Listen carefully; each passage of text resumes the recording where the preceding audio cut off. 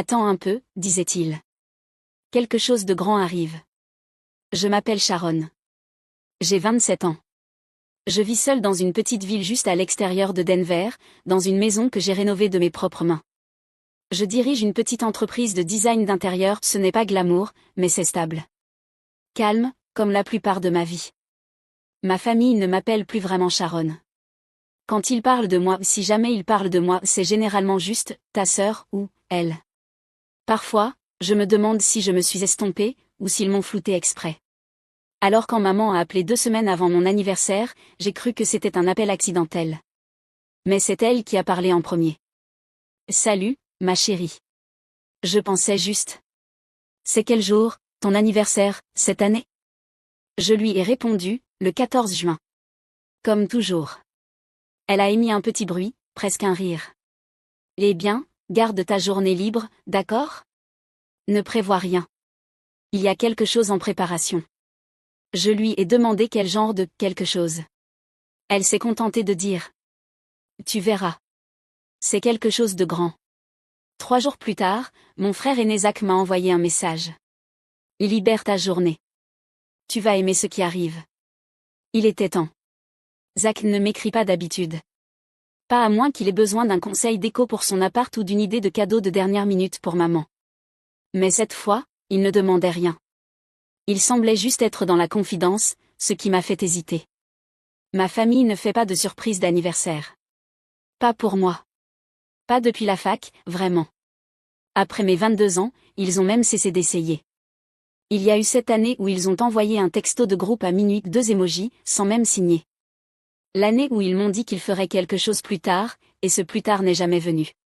Et pourtant, cette fois, ça semblait différent. Comme s'ils planifiaient vraiment quelque chose ensemble. Et j'avais envie d'y croire. Alors j'ai annulé ma visite de chantier ce jour-là, refusé un dîner avec une amie. J'ai même acheté un petit gâteau pour moi au chocolat, avec une fleur en sucre sur le dessus, dans la même boulangerie où mon père s'arrêtait quand j'étais enfant. J'ai nettoyé la cuisine, allumé une bougie, mis 2 assiettes sur la table, pas parce que je pensais que quelqu'un viendrait, juste au cas où. J'ai mis les boucles d'oreilles en perles que ma grand-mère m'avait offertes à mes 16 ans, et j'ai attendu.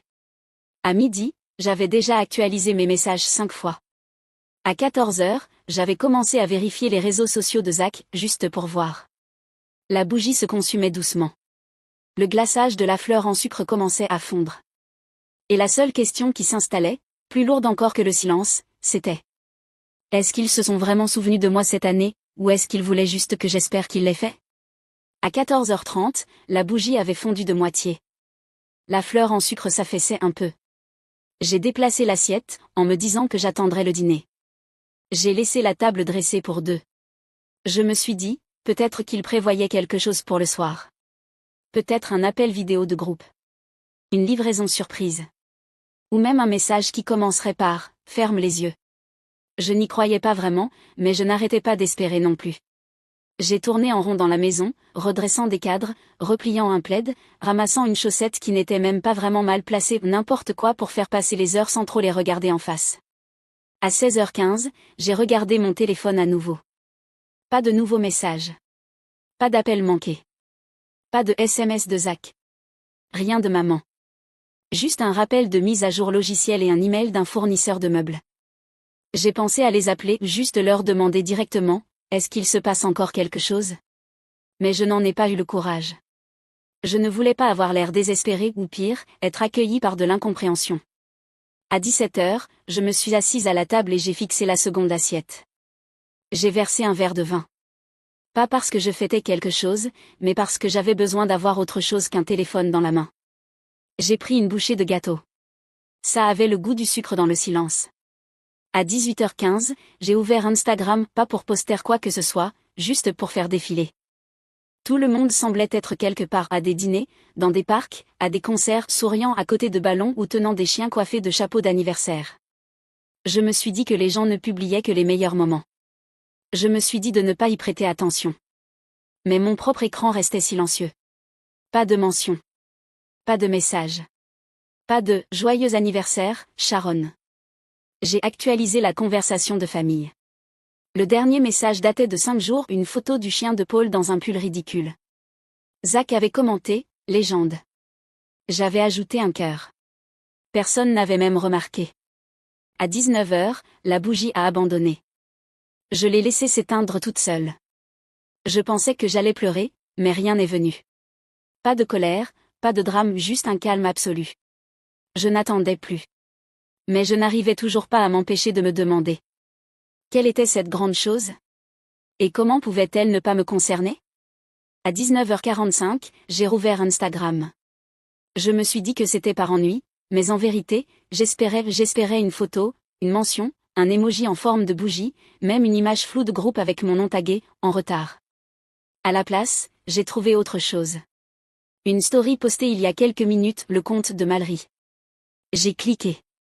Ça commençait par une guirlande lumineuse suspendue au-dessus d'une terrasse en bois, puis la caméra se déplaçait lentement vers une longue table de dîner. Mes parents. Zach. Notre tante Denise. Même l'oncle Léo, qui habite à 2 états de là. Tous souriants. Verre levé. Serviette sur les genoux. Le chalet familial. Celui où on ne venait plus parce que c'était trop loin ou qu'il fallait des réparations. Celui que j'avais toujours proposé d'aider à réparer. Celui qu'il disait que plus personne n'utilisait. Au-dessus de la table, en lettres dorées irrégulières, était suspendue une bannière. Zach et Malry, pour toujours, ça commence maintenant. La légende. Une soirée inoubliable. Dose de nouveaux fiancés. La famille avant tout. J'ai cligné des yeux. Relu. Fiancés de nouveau. Ils célébraient une seconde demande en mariage. Même pas la première, juste une fête, un recommencement. Et cela avait remplacé mon anniversaire. Ils ne m'avaient pas oublié. Ils avaient fait un choix. Et puis je l'ai vu. Malry en rose pâle, souriante, riant, la tête légèrement inclinée, juste assez pour révéler le collier. Le médaillon. Il a capté la lumière un instant, impossible de se tromper, ovale, poli par les ans, avec une fine gravure de feuilles sur le bord. Celui de ma grand-mère. Celui qu'elle portait à chaque fête, à chaque remise de diplôme. Celui qu'elle m'avait laissé tenir à son chevet quand j'avais 12 ans en murmurant. C'est pour toi, ma chérie. Quand tu seras grande. Quand ce sera ton tour. Après sa mort, j'en avais parlé une fois. Maman avait dit qu'elle le gardait en sécurité. Et ça s'était arrêté là, jusqu'à maintenant. Malry le portait comme un simple accessoire. Sans hésitation. Sans signification.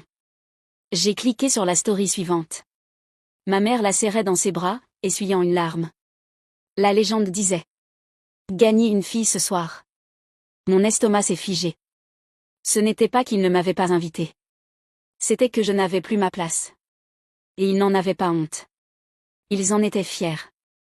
Assez fiers pour le publier. Assez fiers pour ne pas le cacher. Je n'avais pas été effacée par erreur. J'avais été remplacée soigneusement, délibérément, et avec un toast. Et peut-être que le pire, ce n'était pas ce qu'ils avaient pris. C'était la facilité avec laquelle ils l'avaient donné. J'avais 12 ans la dernière fois que j'ai tenu le médaillon. Grand-mère l'avait enlevé lentement, comme si ses doigts savaient déjà que le temps lui échappait. Nous étions assises sur sa véranda grillagée, un plateau de tranches d'orange entre nous. L'air d'été était dense et sucré. Elle m'a regardé. Vraiment regardé. Pas à travers moi, pas au-delà de moi. Juste moi. Tu as des yeux calmes, a-t-elle dit. Comme ta maman quand elle était petite. Puis elle a attrapé le collier, a défait le fermoir, et l'a pressé dans ma paume. Celui-là est pour toi, a-t-elle murmuré. Quand tu seras plus grande, quand le moment sera venu. À l'intérieur du médaillon, il y avait une photo d'elle et de grand-père le jour de leur mariage, tous deux souriant comme s'ils avaient réussi à berner le monde. De l'autre côté, un cœur en papier plié, découpé de façon irrégulière. Mon nom y était griffonné à l'encre bleue délavée, Sharon Lee. Je me souviens avoir demandé, je dois le garder maintenant? Elle a souri. Non, mais tu sauras quand ce sera vraiment à toi. Après sa mort, j'ai attendu quelques mois avant d'en parler à maman. Elle a éludé. Oh, ce vieux truc? Je crois que je l'ai rangé avec ses foulards. Je regarderai plus tard. Elle ne l'a jamais fait. Et moi, je n'ai jamais redemandé. Je me suis dit que ce n'était pas à cause du médaillon. Que ce n'était qu'un objet. J'avais le souvenir. C'était suffisant. Mais je me suis menti plus d'une fois au fil des années. Je me suis dit qu'elle ne m'avait pas oublié dans son testament, que peut-être l'avocat avait fait une erreur. Je me suis dit que maman était simplement submergée par le chagrin, qu'elle avait l'intention de me le rendre, que ça reviendrait vers moi quand le moment serait venu. Mais ce moment n'est jamais venu. Et maintenant, en le voyant autour du cou de Mallory, posé là, comme rien, contre sa robe coûteuse, j'ai compris quelque chose. Il n'avait pas oublié mon nom. Il l'avait vu, et décidé que ça n'avait pas d'importance. Le médaillon n'était pas juste du métal. C'était la preuve qu'un jour, quelqu'un m'avait regardé et avait dit, c'est toi qui compte le plus. Et maintenant cette preuve appartenait à quelqu'un qui n'était même pas là quand il m'avait été promis. Je n'ai rien dit ce soir-là. Ni à maman, ni à Zach, ni même à Mallory. Il n'y avait rien à dire, rien qui ne paraisse plus petit que ce qu'ils avaient déjà fait. Alors j'ai posé mon téléphone face contre la table et j'ai tiré les rideaux. Le matin venu, j'étais vide. Pas triste, pas furieuse, juste vide. J'ai ouvert la conversation de groupe familial, fait défiler des mois de liens partagés, de photos du chien de Paul, d'émojis d'anniversaire pour Zach, de recettes de gratin envoyées par tante Denise. Mon nom, ou quoi que ce soit à mon sujet, n'apparaissait presque jamais. Ce n'était pas une erreur. C'était un schéma. J'ai cliqué sur « Quitter le groupe ». Aucun message ne s'est affiché. Pas de « Êtes-vous sûr ?» Juste disparu. Puis je suis allée sur Instagram. J'ai arrêté de suivre Zach. J'ai arrêté de suivre Mallory. J'ai mis le compte de maman en sourdine. Pas par rancune, mais pour survivre. Et puis j'ai marqué une pause. J'ai ouvert le profil de Zach une dernière fois. Son story était encore en ligne. Il avait ajouté quelque chose pendant la nuit. Un court clip, Mallory soufflant des bougies, mon père applaudissant en arrière-plan, ma mère levant un verre de vin et la voix de Zach disant « À la seule femme qui ait jamais donné à cette famille un sentiment de plénitude. » J'ai réécouté cette phrase 3 fois. La seule femme. Alors voilà ce que j'étais devenue, un bouche-trou, un silence, un rôle en attente d'être redistribué. Ce n'était pas seulement maman et papa qui m'avaient laissé dériver. C'était aussi Zach. Le même frère qui avait construit avec moi un pont en Lego pendant 3 jours d'affilée. Le même Zach qui m'avait appelé après sa première rupture, en me demandant si la tristesse était censée ressembler à la fin. Il avait dit « bloque ta journée », et il avait utilisé cette journée pour célébrer quelqu'un d'autre. Pas d'excuses, pas d'explication, juste l'effacement. J'ai fermé l'application. Cet après-midi-là, j'ai rangé dans une boîte la dernière photo encadrée que j'avais de nous 4. Elle avait été prise au chalet avant Mallory, avant le silence. Je l'ai enveloppée dans du papier journal et glissée au fond du placard. Je ne l'ai pas supprimée, mais je n'avais plus besoin qu'elle soit exposée. Ce soir-là, je n'ai pas allumé de bougie. Je n'ai pas vérifié mon téléphone. J'ai regardé le ciel s'assombrir lentement par la fenêtre et j'ai laissé le silence s'installer. Pas le silence d'être oublié, mais celui d'avoir enfin cessé d'attendre. Et la question qui résonnait sans cesse, celle que je n'avais pas osé poser jusque-là. Si c'est ce qu'ils font quand ils disent qu'ils m'aiment, qu'est-ce qu'ils feraient si je ne demandais plus rien? Le message est arrivé 3 jours plus tard. Ce n'était pas maman. Ni papa d'ailleurs. C'était Zach. Yay, j'ai vu que t'avais quitté le groupe. Tout va bien? Je suis restée longtemps à fixer l'écran. C'était le genre de texto qu'on envoie quand on connaît déjà la réponse, mais qu'on espère que l'autre va mentir pour que ce soit plus facile. Je n'ai pas répondu. 4 heures plus tard, un autre bip. Écoute, je comprends que tu sois contrarié. Mais on peut juste parler? Mallory ne voulait pas mal faire.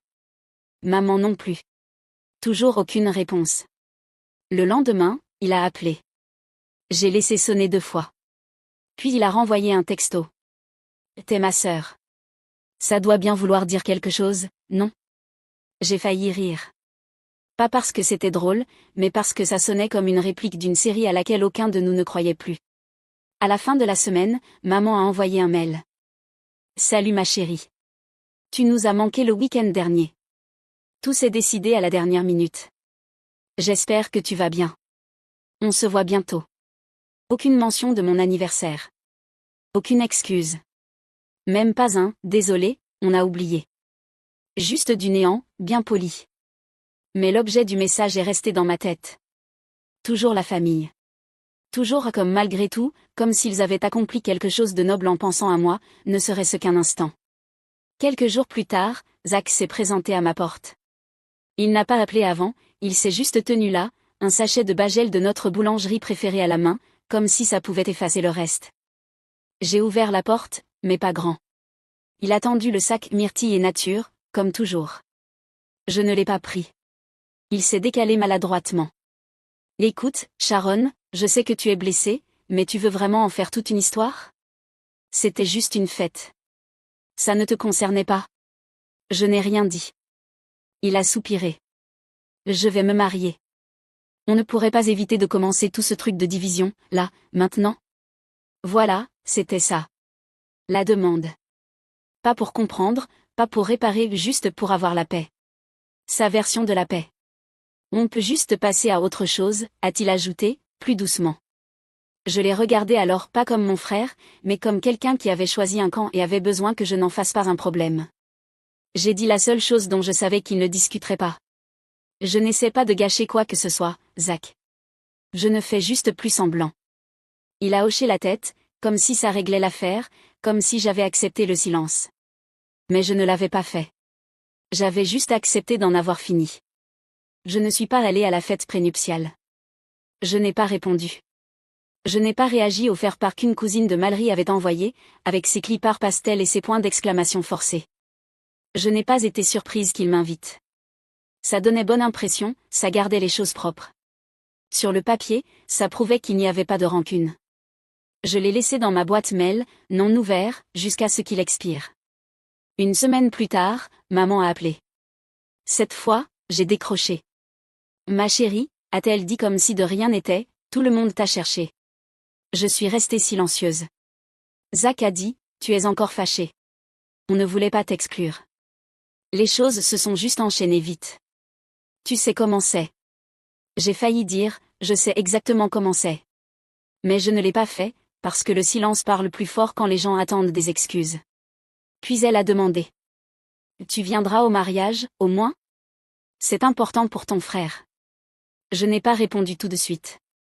J'ai regardé autour de ma maison, cet espace que j'ai construit, cette vie que j'ai construite sans eux, et j'ai réalisé quelque chose que je n'avais pas pu dire avant. J'étais là, ai-je finalement dit. Vous ne m'avez juste pas regardé. La ligne est devenue silencieuse. Pas coupée, juste creuse. Maman a raclé sa gorge. Ce n'est pas vrai, ma chérie. Mais ça l'était. Et elle le savait. Je n'ai rien ajouté. Je n'ai pas raccroché. J'ai juste laissé le silence s'étirer entre nous jusqu'à ce qu'elle marmonne. Bon, tiens-moi au courant. Clic. Je suis restée là longtemps. Pas de rage, pas de chagrin, juste de l'immobilité. Pas l'immobilité de l'attente, l'immobilité d'en avoir fini. J'étais là. Vous ne m'avez juste pas regardé. Une semaine avant le mariage, j'ai emballé le médaillon. Pas dans une boîte cadeau, pas dans du papier de soie, juste une enveloppe blanche ordinaire, du genre qu'on utilise pour les factures ou les convocations au tribunal. J'ai glissé le médaillon à l'intérieur, encore chaud de ma paume. Pas de mots, pas de carte, juste le collier. Je suis allée moi-même à la poste. Le guichetier a demandé si je voulais un suivi. J'ai dit non. J'ai écrit l'adresse à la main. Mallory Green. C.O. Zachary West. Puis je l'ai envoyé. Pas d'expéditeur, pas de nom, juste le médaillon allant exactement là où il pensait qu'il devait aller. Je n'avais plus besoin de le récupérer. Je n'avais pas besoin qu'il comprenne. J'avais seulement besoin qu'il sorte de ma maison. Ce dimanche-là, j'ai reçu un dernier message de Zach. C'est toi qui as envoyé ça? Je n'ai pas répondu. Il n'y avait plus rien à clarifier. Ce soir-là, j'ai décroché la dernière photo de ma famille qui pendait encore dans le couloir.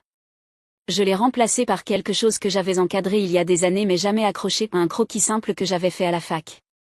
Une chaise dessinée au fusain, légèrement décalée, dans une pièce vide. Une seule chaise. Inoccupée. Immobile. Je l'ai accrochée bien droite, j'ai reculé et j'ai regardé. Un rappel. J'étais là. Je suis restée à table longtemps après qu'on ait débarrassé ma place. Ils ne prononceraient pas mon nom au mariage. Ils ne porteraient pas de toast en mon honneur dans leur discours. Ils ne remarqueraient peut-être même pas que l'enveloppe était arrivée. Mais ils sauraient. Quelque part, profondément, sans mots, ils sauraient. J'ai tout vu.